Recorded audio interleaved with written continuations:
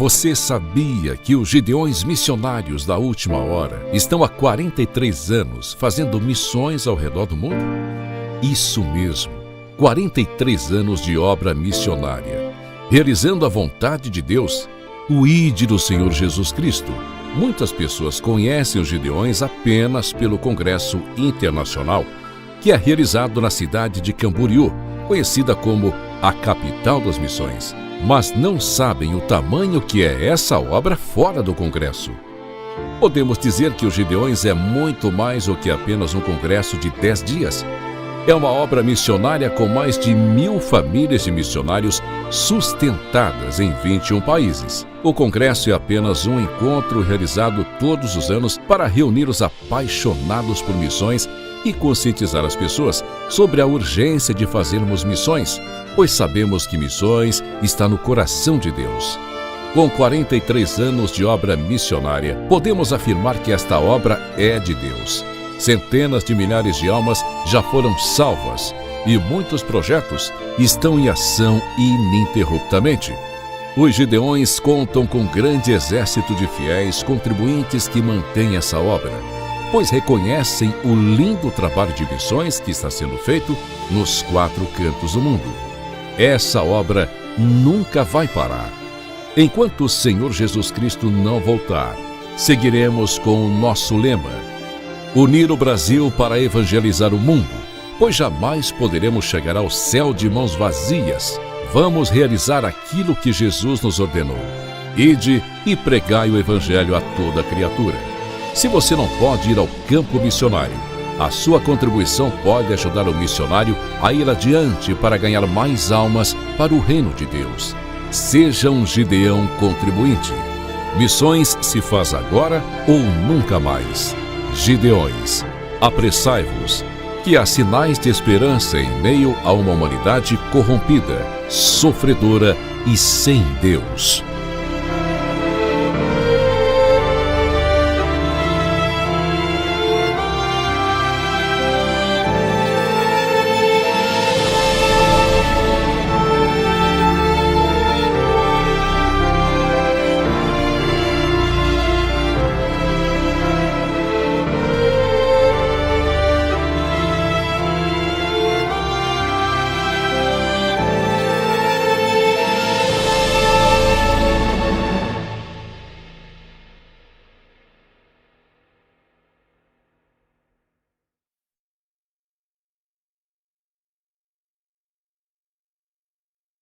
Meus irmãos, minhas irmãs, com alegria, eu cumprimento a todos com a paz do Senhor. Podeis tomar assento, meu muito obrigado. Obrigado. Antes que eu leia o texto sagrado e com alegria passe a compartilhar a palavra que o Senhor tem colocado no meu coração para esta noite, ou início de noite, eu quero que vocês saibam que para mim é uma alegria retornar a Camboriú para participar do 38º Congresso dos Gideões Missionários da Última Hora, e estar aqui sempre foi, é e sempre será uma honra, um privilégio e um grande desafio. Gideões Missionários da Última Hora é sem dúvida o maior congresso de missões desta nação, e nós louvamos a Deus porque o congresso permanece vivo e avivado. Onde estão os Gideões? Digam glória a Deus. De maneira que com isto eu manifesto a minha alegria. Quero, ainda que de forma rápida, porém com muita sinceridade, agradecer a Deus pela vida do pastor Zilmar, pela vida de sua esposa, a pastora Inês. Muito obrigado, pastor Zilmar, por, no meio de tantos pregadores, bons pregadores, se lembrar do meu nome para tentar, pelo menos, contribuir de alguma forma com esta edição deste grande congresso. A minha oração segue sendo para que Deus siga a abençoá-lo junto de sua família e que o trabalho de suas mãos continue sendo confirmado pelo Senhor. Da mesma forma, honrar a Deus pela vida do pastor Adriano, pela vida do pastor Wesley, pela vida do pastor Silas. Que Deus em Cristo os abençoe. Muito feliz por rever aqui pastor Giovanni, pastora Michele, eles que lideram a linda igreja ali em Brusque, e é uma alegria poder revê-los nesta oportunidade. Evidentemente que eu estou acompanhado de minha esposa, a Joselma, e de nossas filhas, a Sofia e a Radassa. E para mim é uma alegria ainda maior. Também eu quero registrar aqui minha gratidão a Deus pela vida do pastor Juliano Fraga, pregador do Evangelho, um dos pregadores oficiais deste ano, deste congresso, e revê-lo é sempre uma alegria, e eu tenho acompanhado o seu trabalho e glorifico a Deus por sua vida. Eu também estou acompanhado de 3 obreiros da igreja, em que estou tendo a oportunidade de pastorear, auxiliando os nossos pastores, pastor José Wellington e pastor Wellington Júnior. Estão conosco os pregadores, nosso irmão Gerson, também o Leonardo e o Everton, são pregadores do Evangelho, bons pregadores, e tê-los conosco também é uma grande alegria. Quem aqui de verdade, quem aqui de verdade quer continuar ouvindo Deus falar, diga amém. O Senhor tem ministrado ao meu coração o desejo e me feito sentir a necessidade de compartilhar a respeito deste assunto com os irmãos e com o Brasil e o mundo que nos acompanham. Abra sua Bíblia, por favor, na Epístola aos Hebreus. Epístola, ou se você preferir, Carta aos Hebreus. Quando você encontrar esta linda e importante carta, localize aí, por favor, o capítulo de número 11. Alguém aqui ainda tem forças para dar glória a Deus? Você ainda tem pelo menos um motivo para dizer aleluia. Hebreus, capítulo de número 11. Quando você encontrar o capítulo de número 11 desta carta, identifique aí, por favor, o versículo de número 1, e leremos somente este versículo.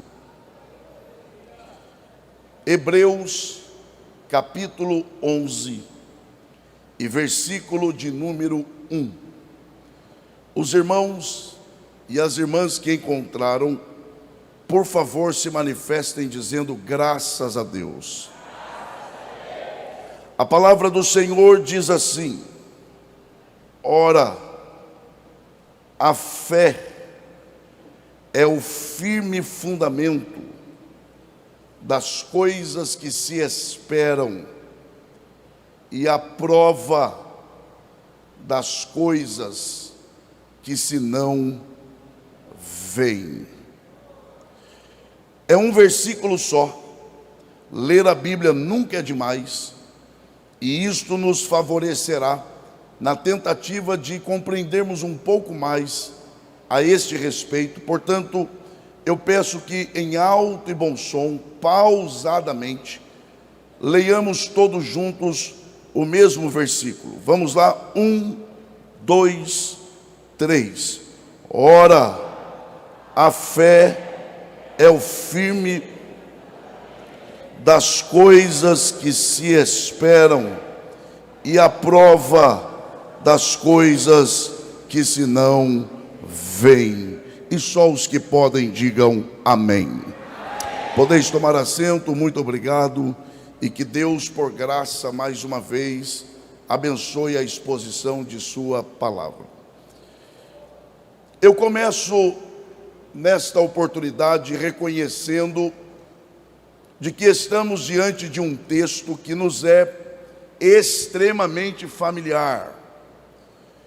Eu diria que este é um daqueles textos bíblicos que nós podemos chamá-lo de um dos textos clássicos da Bíblia, por se tratar de um dos textos mais lidos, amados, apreciados e, por que não dizer, um dos textos mais pregados pelos pregadores. Isso é tão verdade que quando eu mencionei que leríamos Hebreus capítulo 11, é muito provável que a maioria de vocês aqui assimilou que nós leríamos alguma coisa relacionada à fé.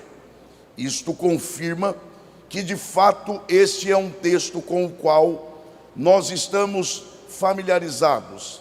E eu diria mais, nós estamos de certa forma acostumados. Porém, se nós queremos de verdade, pelo menos tentar, e quando eu uso a expressão tentar, eu estou sendo muito sincero com vocês. Se queremos pelo menos tentar entender primeiro por que esse texto está aqui desta forma, isto é, por qual motivo, qual a razão pela qual o Espírito de Deus inspirou o escritor desta carta para nos oferecer uma definição, uma explicação a respeito do que é fé. Em segundo lugar, se queremos também identificar quais são os objetivos pelos quais existe essa definição final, essa definição objetiva a respeito da fé, se queremos alcançar isto, identificar isto, é preciso trilharmos pelo caminho correto da interpretação desse texto. E por incrível que pareça, o primeiro passo nesta direção não é olhar para o texto. Este, na verdade, tem sido o equívoco de muitos, de ler o texto e se apegar apenas àquilo que se lê. É preciso que haja uma dedicação para se ler, mas se observar algo além do texto. Quando eu proponho isto, eu estou querendo dizer que é preciso olhar para além daquilo que foi lido, isto é, olhar não só para o versículo, não só para o capítulo, é preciso olhar para a carta como um todo, mesmo porque o que nós temos lido nesta noite, na verdade, é parte de uma carta, e ninguém consegue compreender uma parte da carta sem levar em consideração a carta como um todo. Quando você recebe uma correspondência ou uma carta, algumas coisas são levadas em consideração. Por exemplo, quem escreveu a carta, isto é, quem é o remetente, quem é que escreveu a carta. Segundo, para quem a carta foi escrita, quem é o destinatário, quem é o objetivo da carta. Terceiro, qual é ou quais são os objetivos com esta carta. E em quarto e último lugar, sobre o que esta carta está tratando. Então vejam, se queremos de fato entender o motivo pelo qual Deus nos reúne nesse início de noite, aqui no ginásio em Camboriú, é preciso primeiro perguntarmos quem escreveu, para quem foi escrita, por que escreveu e quais são os temas ou sobre o que foi escrito nesta carta. Quando você busca responder estas perguntas, a primeira pergunta, quem escreveu? O que se sabe é que não se sabe quem escreveu esta carta. Há muita especulação. Há quem diga que tenha sido Paulo, há quem diga que tenha sido Apolo, há quem diga que tenha sido um dos discípulos do apóstolo Paulo, por conta da forma de se escrever, o palavreado e até mesmo a capacidade de conhecimento sobre o Antigo Testamento. Há também, para você que está atento, é claro, há também uma linha que defende que tenha sido uma mulher quem escreveu esta carta. Daí a razão pela qual não aparece o seu nome na carta. O fato é que tudo é especulação. O que se sabe é que de fato não se sabe quem escreveu esta carta. Porém, se por um lado não se sabe quem escreveu, por outro lado se sabe com clareza que esta carta, ela foi escrita para hebreus, judeus, irmãos, hebreus que haviam se convertido ao Evangelho, e agora, por causa da conversão, deixaram o judaísmo para trás, e por causa disso, estão sofrendo perseguições, e por causa dessas perseguições, eles se dispersaram, e agora dispersos, eles estão sofrendo, eles estão em adversidades, eles estão sofrendo perseguições, e isso aqui é fundamental para entendermos a definição de fé. Quando o escritor aos hebreus, inspirado pelo Espírito Santo, escreve a esses irmãos estão em sofrimento, esses irmãos estão em adversidade, esses irmãos estão sendo perseguidos, esses irmãos estão em aflição, e pior, eles estão sofrendo as privações mais básicas, aquilo que é mais básico à vida humana. Estes irmãos estavam privados disto. É a este público que o escritor aos hebreus escreve e envia esta carta. Daí, para você que está atento, começa a ficar claro quais são os objetivos desta carta. Ele escreve esta carta, primeiro, para consolar esses irmãos. Segundo, para encorajar esses irmãos a enfrentarem os problemas, a enfrentarem as adversidades de frente. Mas não só isso, ele também escreve, preste atenção nisso, ele também escreve para exortar esses irmãos. Exortar não no sentido de punir, mas no sentido de chamar a atenção. Por quê?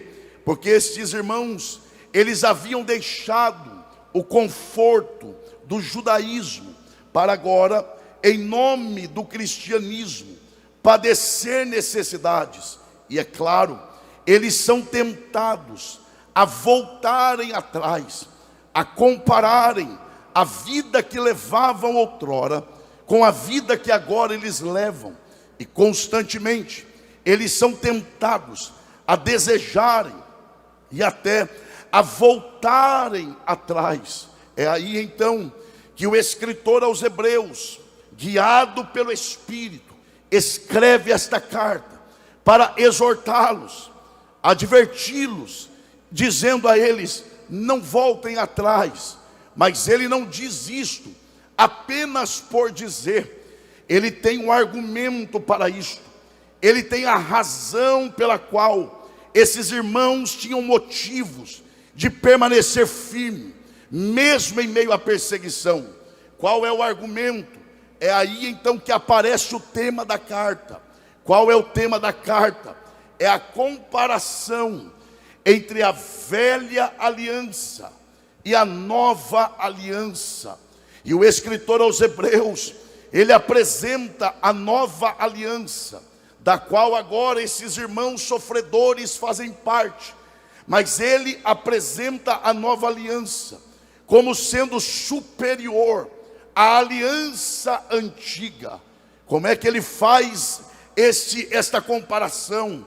Ele começa a traçar um paralelo entre figuras da antiga aliança e comparando-as com Cristo.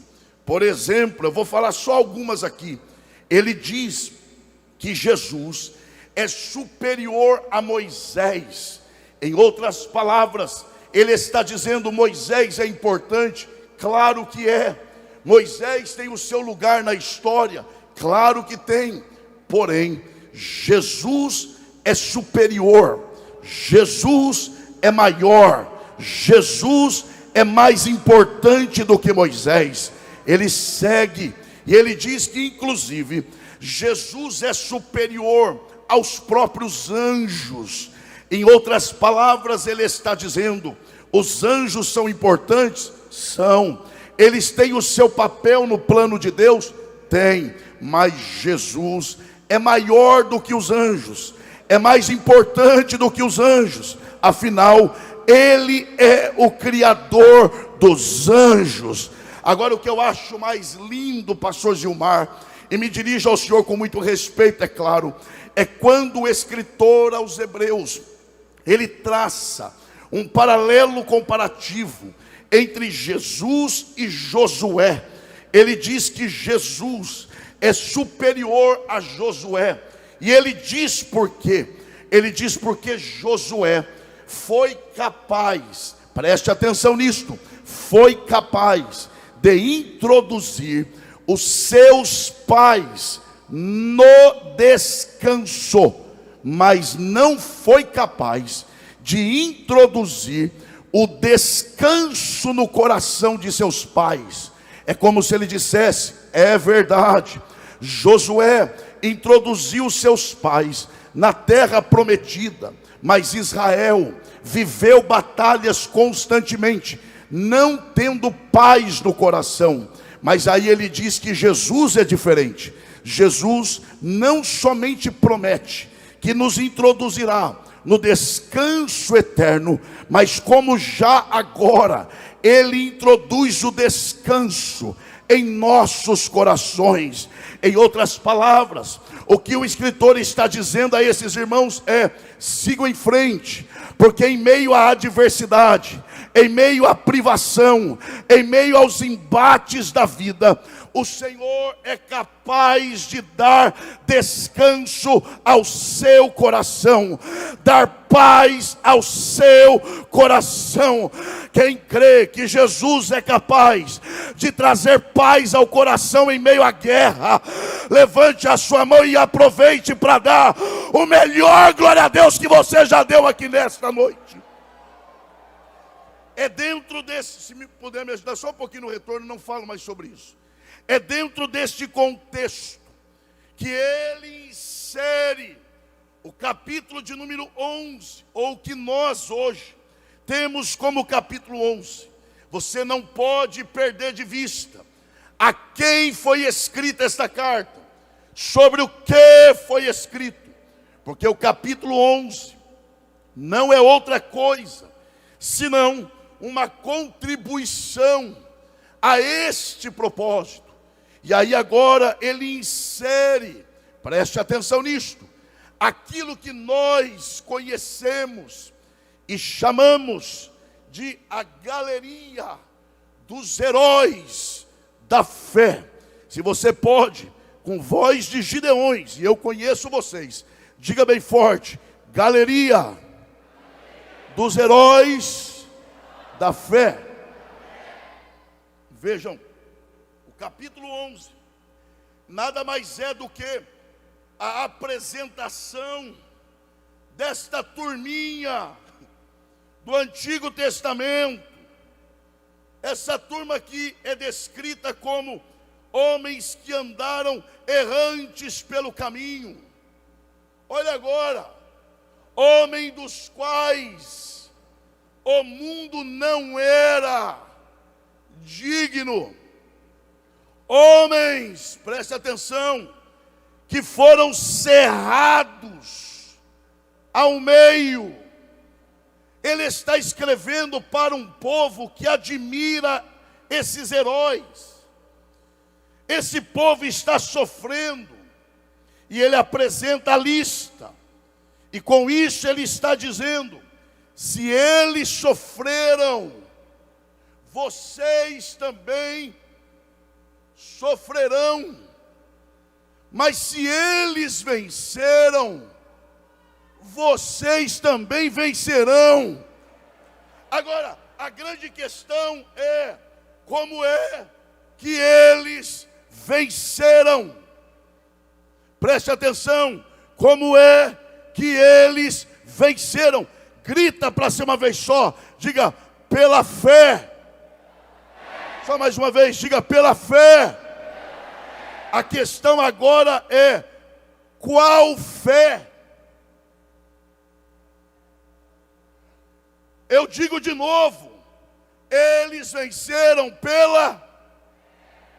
Eu pergunto, qual fé? Por que é preciso perguntar qual fé? Porque nós vivemos uma época que cada um quer ter a sua fé. Alguém diz assim: eu tenho a minha fé, você tem a sua, ele tem a dele.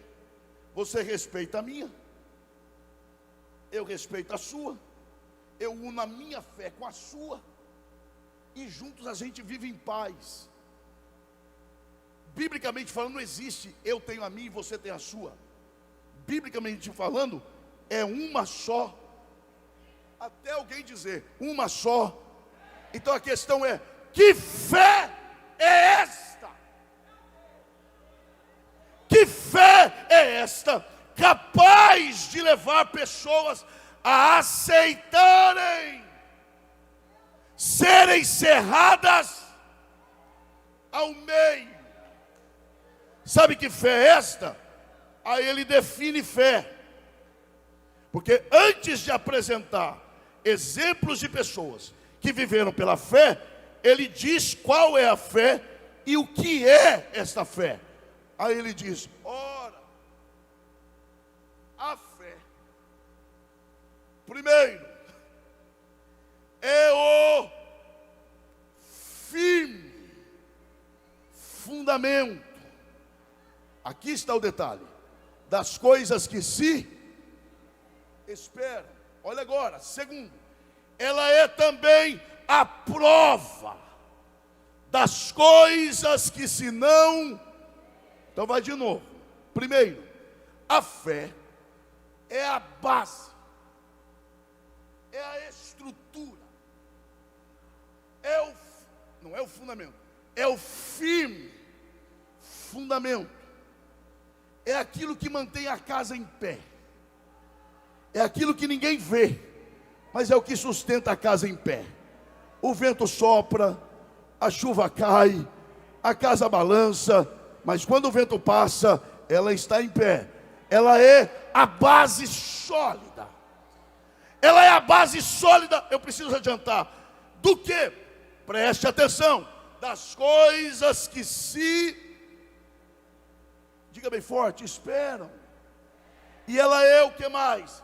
A prova, a garantia, a evidência, o penhor das... Olha, isso aqui é demais. Das coisas que se não veem. Quem me ouve aqui, diga amém. Eu tenho uma outra pergunta a fazer para você que está interessado na palavra. Preste atenção. Em que tempo a fé opera o seu poder? Porque veja, o que é fé?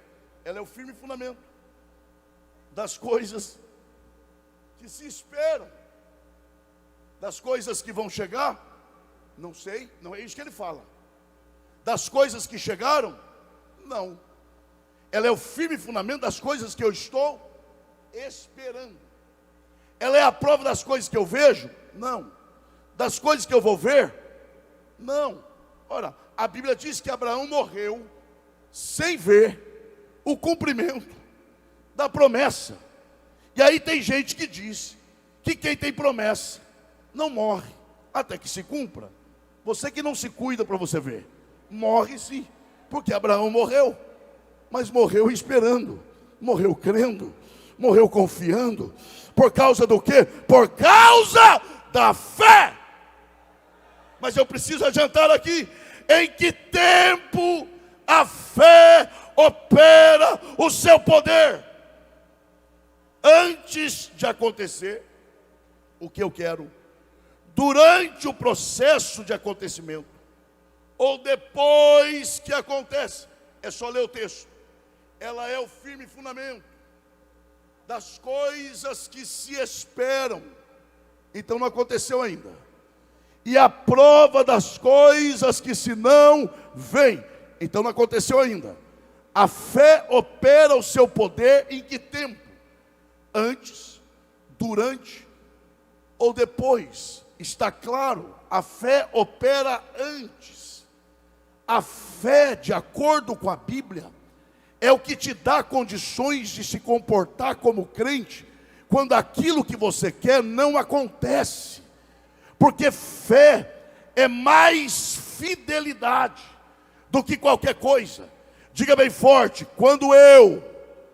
Não, isso não é forte, meu irmão. Diga forte, diga, quando eu tenho fé, eu sou fiel.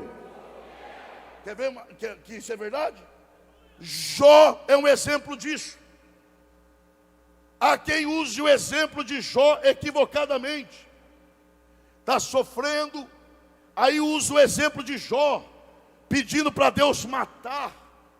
Abre o bracinho, fecha os olhinhos e diga: Senhor, eu não aguento mais. E assim como Jó, eu peço, me mate e me leva. Quando na verdade Jó não pediu a morte, porque estava sofrendo. Está lá em Jó capítulo 6, versículo 10. Jó não pede a morte porque estava sofrendo. Então por que ele pede a morte? Porque como ser humano, ele está sofrendo tanto, e ele antevê que se ele continuasse sofrendo daquele jeito, ele blasfemaria contra Deus. Então ele antecipa isso e diz: Senhor, eu prefiro que o Senhor me mate antes que eu blasfeme contra o teu nome.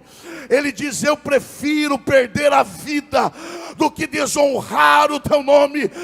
Eu prefiro abrir mão da minha vida do que me voltar contra o Senhor. Quem está entendendo a voz de Deus aqui? Deus marcou esta data para renovar esta fé, que te dará condições de permanecer fiel diante de Deus em tempos difíceis. A grande questão agora é, primeiro, o que é fé? Segundo, em que tempo a fé opera? Olha a terceira pergunta sobre fé. Qual é a fonte da fé? Quem é a origem da fé? De que fé nós estamos falando? João, ele responde essa questão. Na sua primeira carta, João escreve no capítulo de número 5, versículo 4, ouçam isso com atenção. Ele diz que todos os que são, veja que não é qualquer um, todos os que são nascidos de Deus, pelo menos uma pessoa disse aleluia. Olha agora o que ele diz: vence o mundo. Olha agora o que ele diz: e esta é a vitória que vence o mundo. Dois pontinhos: a nossa fé. Vamos lá, vamos lá. Todo que é nascido de Deus, há uma linha de corte. Eu repito isso aqui: todo que é nascido de Deus é uma linha de corte. Não é todos, é quem é nascido de Deus. Vence o que ele chama de mundo. Que mundo é esse? Não é um mundo natural, que Paulo diz que Jesus é o Criador dos mundos visíveis e invisíveis. Não. Não é um mundo humano. Quando Jesus diz: ide por todo mundo e pregai o evangelho a toda criatura. Não. Então que mundo é esse? Este mundo a que João se refere que os nascidos de Deus são capazes de vencer, é um sistema que é inimigo de Deus, que se opõe à sua palavra, e que é inimigo da igreja. Este é o mundo que a própria Bíblia diz que o mundo jaz no maligno. Sabe qual é a ideia de jaz no maligno? A expressão jaz traz a ideia de uma moça deitada em um banco de uma praça, com a cabeça no colo de um rapaz, e essa moça está sonolenta, e ele faz carícias no seu cabelo, e a moça está vulnerável, por causa daquilo que nós chamamos de cafuné. Quando a Bíblia diz que o mundo jaz no maligno, a ideia é exatamente esta: o mundo está no colo do diabo, adormecido, e o diabo faz carícias na sua mente. Esse é o sistema. Mas aí João vem, inspirado pelo Espírito, e diz: mas tem um povo na terra. Eu vou repetir para ver se ainda tem gideonita aqui. Mas existe um povo na terra, que é o único povo capaz de vencer este mundo. E qual é a arma que vence este mundo? É uma só, e esta é a vitória que vence esse sistema: a nossa fé.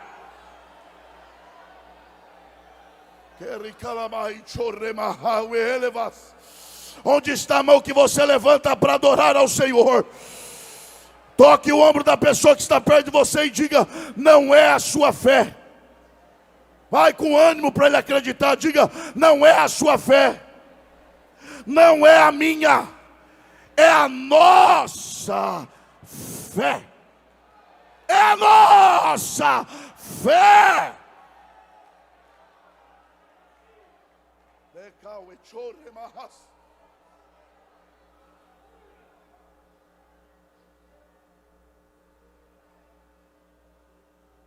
Mas quem é a fonte desta fé? Quem está me ouvindo, diga amém.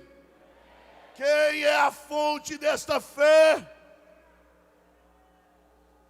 A Bíblia responde. Claro que responde. Olha, eu sei que não é culto de ensino, é congresso dos Gideões. Mas tem uma coisa que tem espaço aqui, é a Bíblia. Então vai lá. Gente, esse é um dos versículos que eu mais amo na Bíblia. Olha o último versículo do capítulo 11 de Hebreus. Não desvia o olhar por nada. Olha que coisa linda esse texto. O povo está sofrendo, perseguido. Olha agora o que ele diz no último versículo do capítulo 11. E na verdade, toda correção, aliás, e na verdade, versículo 40, provendo Deus alguma coisa melhor a nosso respeito, para que eles quem?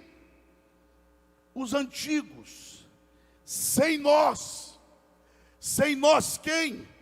Os que estão sofrendo agora, não fossem aperfeiçoados. Eu repito, não tem problema. Provendo Deus alguma coisa melhor a nosso respeito. Sabe o que ele está dizendo a esses irmãos? Vocês estão sofrendo, mas vocês estão sofrendo porque Deus separou algo melhor para vocês. E não é história, está na Bíblia. Está aí o que é esse melhor, preste atenção. Para que eles, os que passaram, sem nós, não fossem aperfeiçoados. Vocês admiram Moisés?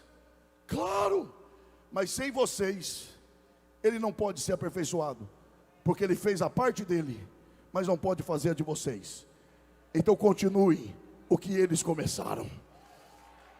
É por isso que vocês estão sofrendo, porque eles sofreram para fazer a parte deles, mas agora pela fé, cumpra a parte de vocês, e Deus honrará vocês.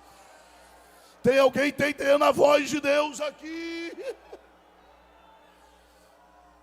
Pastor, o senhor tem como provar? Tem sim. Capítulo 12. Portanto, quer dizer, vocês que leram o que veio antes, olha o que vem agora. Portanto, nós também. Diga bem forte, nós. Isso não é forte não, vai lá, diga nós também. Diga, não é só eles. A história é nossa também. A honra é nossa também. Mas se eles sofreram, diminuiu, né? Nós também sofreremos. Mas vamos lá.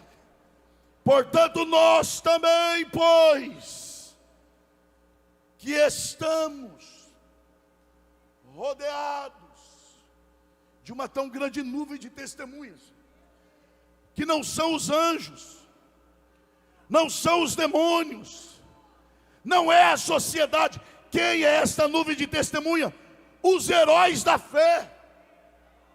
É como se ele dissesse, eles estão te olhando e dizendo, nós fizemos a nossa parte, quero ver vocês fazer a de vocês. Continue o que nós começamos. Quer ver que é verdade? É só ler a Bíblia, está aí. Olha como é verdade. Deixemos todo embaraço e o pecado. Diga bem forte, embaraço e pecado. O que é que vem primeiro? E depois?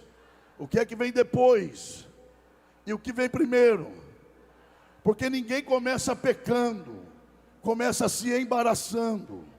Ninguém começa fazendo, começa ali nas voltas, se embaraçando. É por isso que Paulo diz a Timóteo, o bom soldado de Cristo não se embaraça com as coisas desta vida.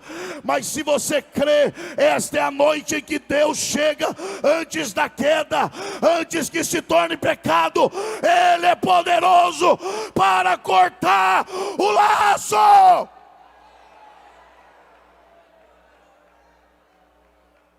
Eu preciso adiantar.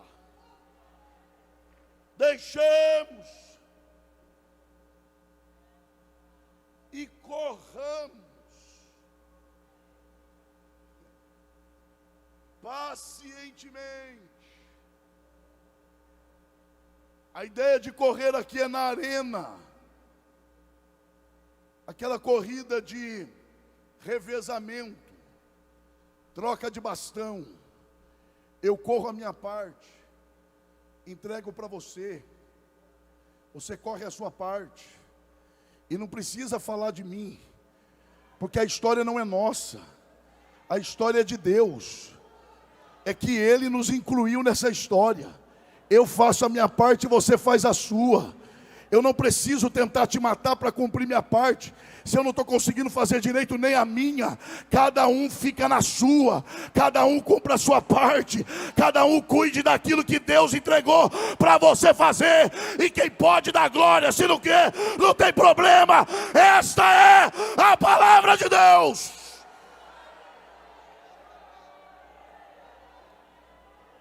Os heróis correram. Agora é a vez de vocês. Eu preciso adiantar. Olhando.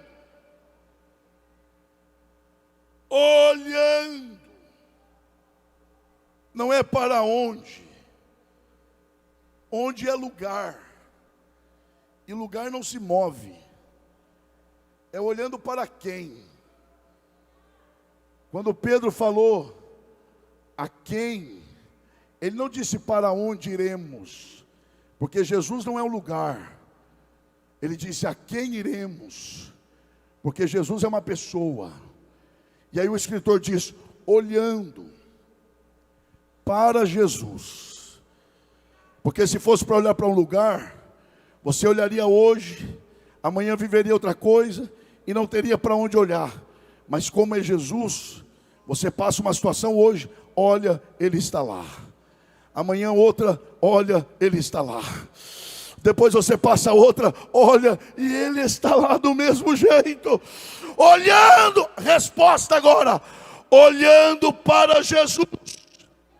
Quem é a fonte da fé? Que é quem? O autor e consumador da nossa fé. Eu já estou encerrando, mas grita para ser uma vez só, diga autor. Só mais uma vez, diga autor e consumador. O que é autor? É aquele que cria, é aquele que gera, é aquele que do nada faz existir. Então, quem é a fonte da fé? Grita esse nome, diga Jesus. Quem é a fonte da nossa fé? Deixa eu te fazer uma pergunta. Jesus precisa de fé? Eu estou perguntando. Jesus precisa de fé? Então Ele criou a fé para quem? Para nós. Pastor, não entendi. Vai entender agora. Paulo diz, vocês são salvos pelas obras? Não. Então eu sou salvo pelo quê? Pela graça, mediante a fé. E isso não vem de vós, é dom de Deus. Ouçam isso. Para eu ser salvo, eu dependo da graça. Para acessar a graça, eu dependo da fé. E quem é que dá fé? Deus. Então o que sobra para mim? Nada, a não ser ajoelhar, abaixar a cabeça, fechar os olhos, estender a mão, receber e agradecer o resto da vida. Porque a graça vem dele, a fé vem dele, tudo vem dele. Mas ele não é só o autor, ele é autor. E o que mais? Vai lá. Autor e o que mais? Então a fé começa nele e termina nele. Afinal, porque dele e por ele e para ele são todas as coisas. A fé começa nele, está nele e existe para a glória dele. Quem recebe a palavra, adore ao Senhor. É que eu choremai elevas. É mais ou menos isso aqui, ó. Ele gera fé em mim. E ele não é do tipo que gera fé e diz agora se vira. Não. Ele gera a fé e diz eu comecei, eu vou com você até o final. Me dá a mão aqui. Começamos juntos, vamos terminar juntos. Porque Deus nunca começa uma obra para deixar pela metade. Tudo que Ele faz, Ele leva até o final. Por isso fique em paz. Você não vai terminar do jeito que você está. Se Ele começou, Ele vai terminar. Aquele que começou a boa obra, Ele mesmo aperfeiçoará.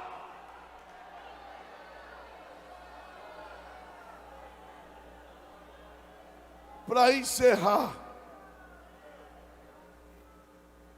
já respondemos o que é fé, em que tempo ela opera, quem é a fonte. Última pergunta, fechei a Bíblia. Para que serve a fé? Para quê? Quer ver? Quem é que tem fé aqui? Diga amém. Tem gente que até desistiu de ter. Vai lá de novo. Quem é que tem fé aqui? Diga amém. Para que serve a fé?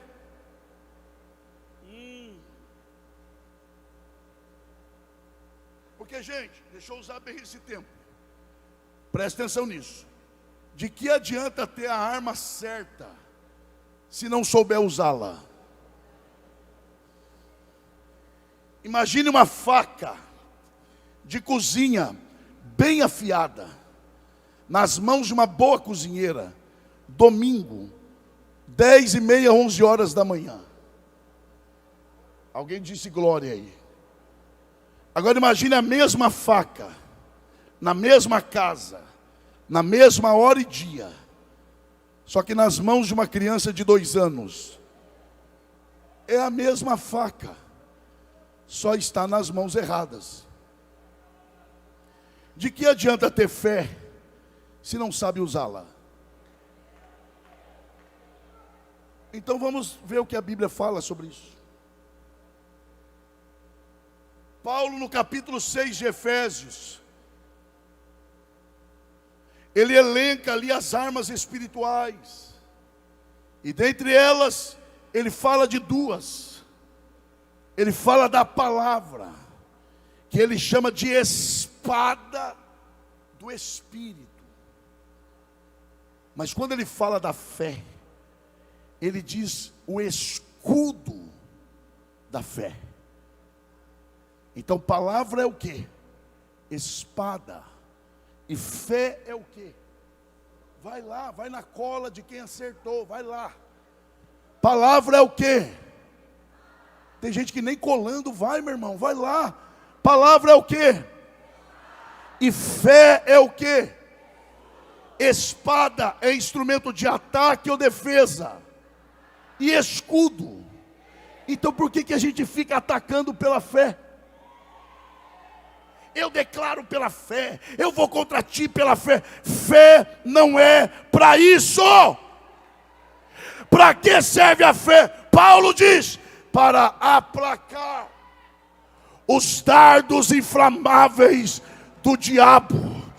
Aonde? Na mente. Quando ele começa a dizer, Deus é bom, então porque ele permitiu o mal, porque ele não faz o que você quer, é aí que a fé floresce. E você diz, Deus fazendo ou não, para mim, Ele é Deus, Ele é Deus.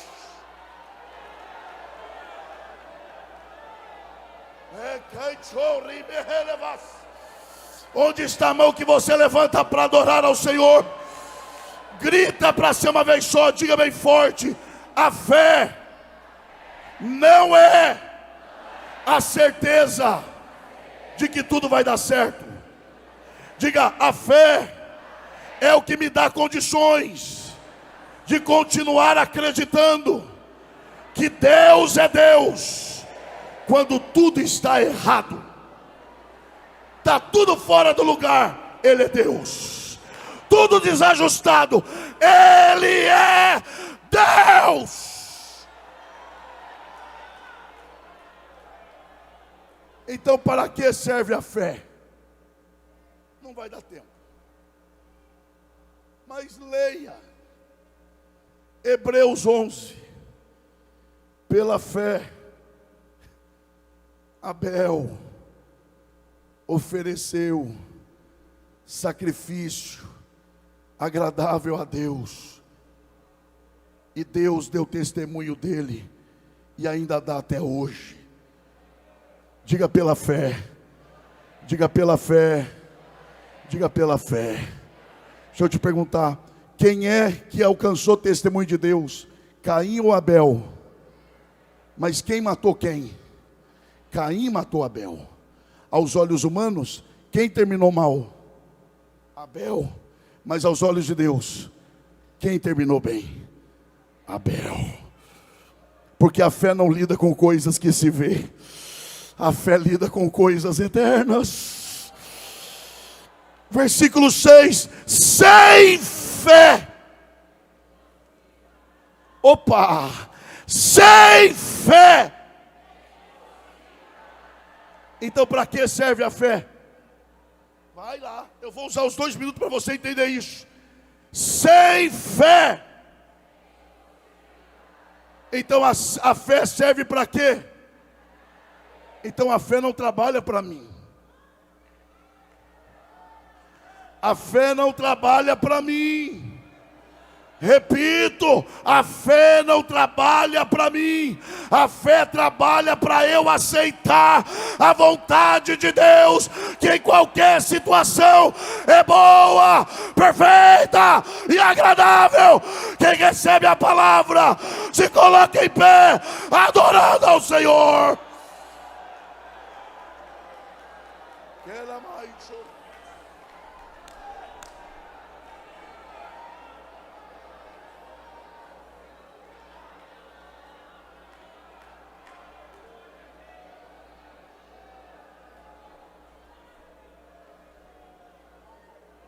Eu tenho 1 minuto. Jesus falou da fé. Se tiverdes fé, não é do tamanho, é como. Tamanho é quantidade, como é qualidade. Jesus não se contradiz. Ora ele reclama que os discípulos não têm fé e agora diz que pode ter fé do tamanho de um grão? Não. Se tiverdes fé, como? Da qualidade. É verdade, o grão de mostarda é minúsculo, quase invisível, mas ele é inquebrável. Joga no chão, não quebra. Pisa nele, não quebra. Depois de pisado, joga no fogo, tira do fogo, planta numa boa terra, e ele ainda vai produzir. Jesus estava falando dessa fé. Se você tiver uma fé que sobrevive aos solavancos da vida, aos empurrões da vida, aos pisões da vida, peçam o que quiserem, e eu lhes farei. Quem deseja esta fé, levante a mão e adore ao Senhor.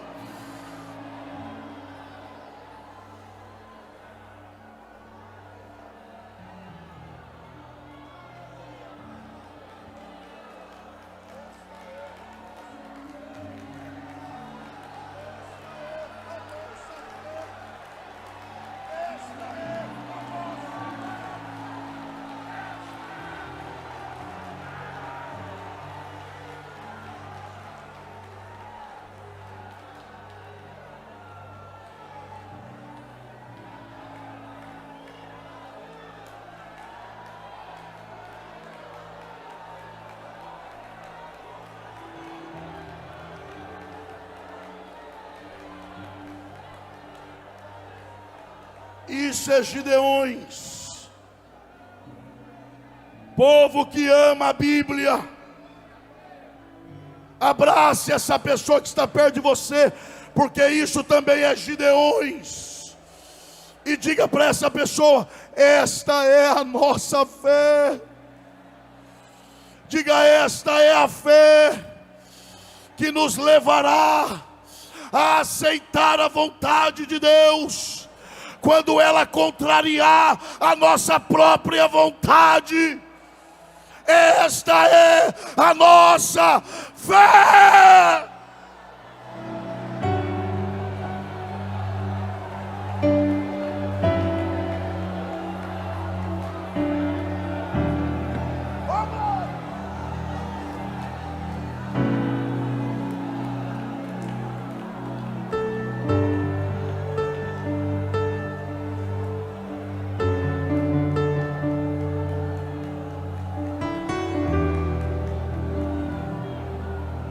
Eu vou devolver ao pastor Gilmar, presidente dos Gideões e da igreja aqui em Camboriú.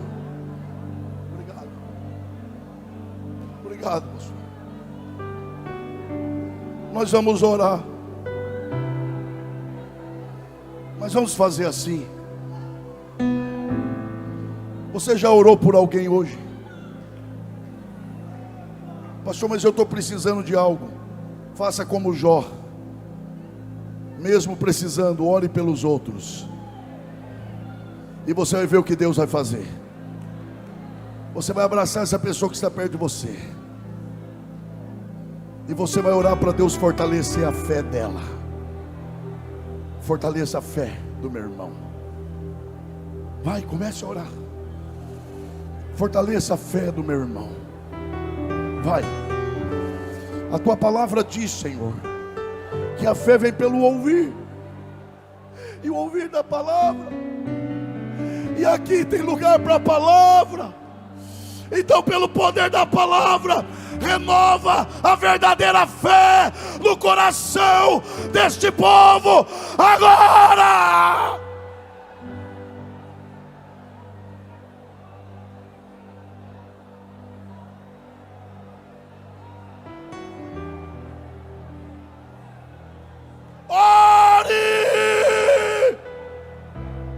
Ore, igreja brasileira.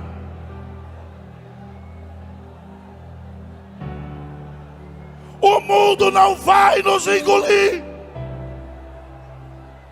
O sistema não vai nos engolir. Esta é a vitória que vence o mundo. A nossa fé, a nossa fé, a nossa fé.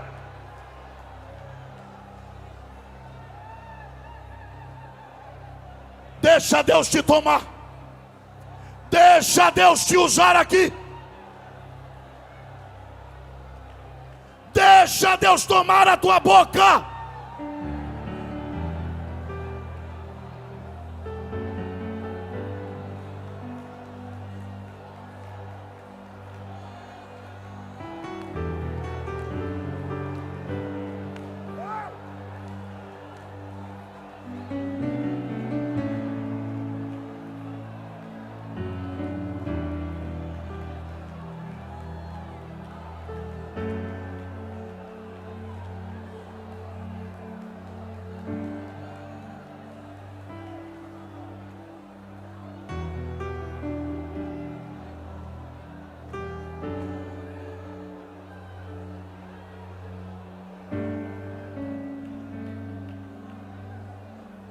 Isso mesmo.